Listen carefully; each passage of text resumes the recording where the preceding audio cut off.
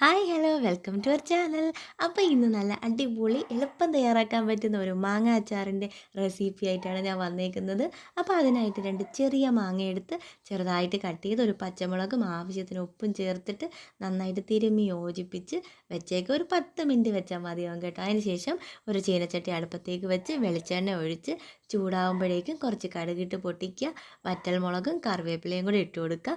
പിന്നെ അതിലേക്ക് നമ്മുടെ എരിവിന് ആവശ്യത്തിന് മുളക് പൊടി ചേർത്ത് കൊടുക്കാം. മുളക് പൊടി മാത്രം മതി കേട്ടോ.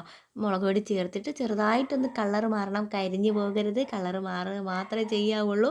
അതിനുശേഷം തീ ഓഫ് ചെയ്ത് കൊടുത്തതിന് ശേഷം മാത്രം നമ്മൾ റെഡിയാക്കി വെച്ചിരിക്കുന്ന മാങ്ങയും കൂടെ അതിലേക്ക് ചേർത്ത് ഇളക്കിയിട്ട് ആവശ്യത്തിന് കായപ്പൊടിയും കൂടെ ചേർത്ത് കൊടുക്കുക. നമ്മുടെ അടിപൊളി മാങ്ങ അച്ചാർ ഇവിടെ റെഡിയായി.